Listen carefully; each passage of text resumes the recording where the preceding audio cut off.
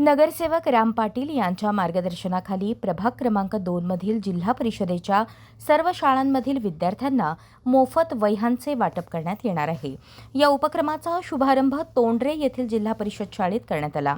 रामशेठ पाटील सामाजिक विकास मंडळाच्या वतीने हा उपक्रम राबवण्यात येत आहे। यावेळी शाळेतील सर्व विद्यार्थ्यांना वह्या वाटप तसेच गुणवंत विद्यार्थ्यांना school bag, tiffin, water bottle, चित्रकला साहित्य तसेच अन्य आवश्यक शैक्षणिक साहित्याचे वाटप करून त्यांचा गौरव करण्यात आला। विद्यार्थ्यांना शैक्षणिक साहित्य उपलब्ध करून देत त्यांच्या शिक्षणाला प्रोत्साहन देण्याचा प्रयत्न या उपक्रमातून करण्यात येत आहे। यावेळी नगरसेवक राम पाटील, माजी आमदार बाळाराम पाटील यांचे सुपुत्र आदित्य पाटील यांच्यासह आजी माजी स्थानिक लोकप्रतिनिधी, शेकापचे पदाधिकारी, कार्यकर्ते तसेच शिक्षक आणि विद्यार्थी मोठ्या संख्येने उपस्थित होते।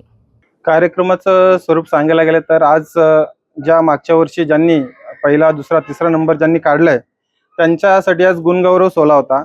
दरवर्षीप्रमाणे आम्ही रामशेठ पाटील सामाजिक विकास मंडळाच्या वतीने हा सोहळा आयोजित करतो।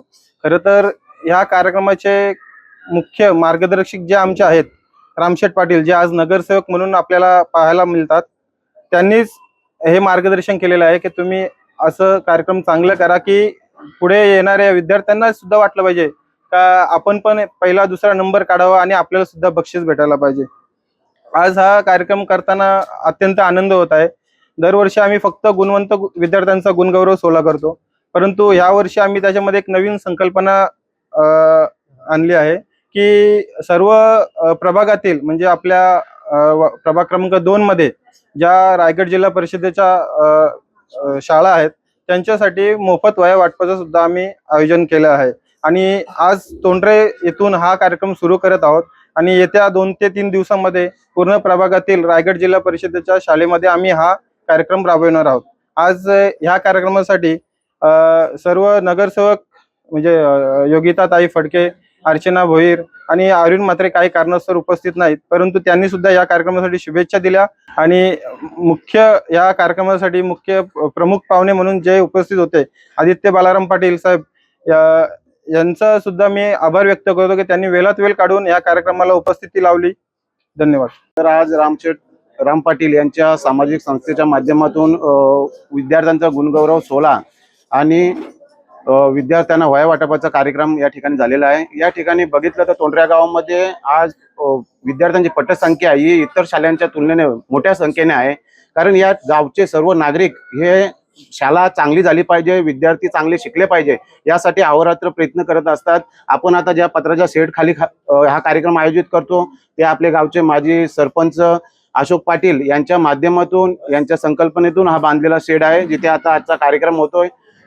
प्रत्येक म्हणजे शाळेसाठी लागणारे फॅन, टेबल, खुर्च्या ज्या वेळी काही अडचणी शाळेला येतात त्या वेळी गावातील प्रतिष्ठित नागरिक, युवा पिढी पुढे सरसावते आणि आपल्या खर्चाने या शाळेचा भार उचलत असतात। आज आपण बघितलं तर शाळेला अंगणवाडी नव्हती, अंगणवाडी तुटक अंगणवाडी झाली होती, ती अंगणवाडी बनवण्याचं काम माजी नगरसेविका उज्ज्वला पाटील यांनी केलं। शाळेमध्ये डिजिटल शाळा या ठिकाणी सर्वप्रथम या महाराष्ट्रामध्ये रायगडमध्ये डिजिटल शाळा मिळवण्याचं काम या आपल्या शाळेला मिळालेलं आहे। तसेच मुलांना रूम कमी पडत होते, त्यामुळे कंपनीच्या माध्यमातून, CSR फंडाच्या माध्यमातून या शाळेमध्ये नवीन वर्ग उपलब्ध करून दिले। मुलांना बसायला बेंचेस नव्हत्या तर बेंचेस उपलब्ध करून दिल्या, पाणपोई बनवली, शाळेला पाणी नव्हतं, महानगरपालिकेच्या माध्यमातून शाळेला पाण्याचे कनेक्शन दिले। अशा अनेक विविध कामं या ठिकाणी सर्व पुढाऱ्यांच्या माध्यमातून होत आहे। आपण जर बघितलं डॉक्टर बाबासाहेब आंबेडकर बोलतात की शिक्षण हे वाघिणीचं दूध आहे आणि जे कोणी ते प्राशन करेल तो गुरगुरल्याशिवाय राहणार नाही। आपल्या महाराष्ट्रामध्ये अनेक शाळा बघतो का पडीक झाल्यात, शाळा बंद व्हायला लागल्यात, परंतु आपली शाळा टिकली पाहिजे, गुणवत्त विद्यार्थी निर्माण झाले पाहिजेत, शाळेची प्रगती झाली पाहिजे या उद्दिष्टाने आम्ही नेहमीच शाळेला वेळ देत असतो। समाजकार्यामध्ये त्यांना काही अडचणी आल्या तर पूर्ण करत असतो। मला या ठिकाणी सर्व विद्यार्थ्यांना एवढंच बोलायचं आहे की आपणच या देशाचं भविष्य आहात, कारण तुमच्यामधनंच कोणी डॉक्टर होणार आहे, कोणी इंजिनियर होणार आहे, कोणी पायलट होणार आहे, तर कोणी प्रशासकीय मोठा अधिकारी होणार आहे। तुम्हालाच हा देश पुढे चालवायचा आहे। आज आपण मीडियावर बघितलं तर विद्यार्थी, शाळेचा रस्ता खराब आहे आणि विद्यार्थी लोक न्यूज बनवतात की आमच्या शाळेमध्ये जायला रस्ता खराब आहे आणि त्याची दखल कुठेतरी प्रशासन घेतो आणि त्याच दिवशी लगेच रस्ता बनतो. तर एवढी ताकद या युवा पिढीमध्ये आहे. आपण आता दिल्लीचा आंदोलन बघितला, जनजी आंदोलन, ज्याच्यामध्ये एका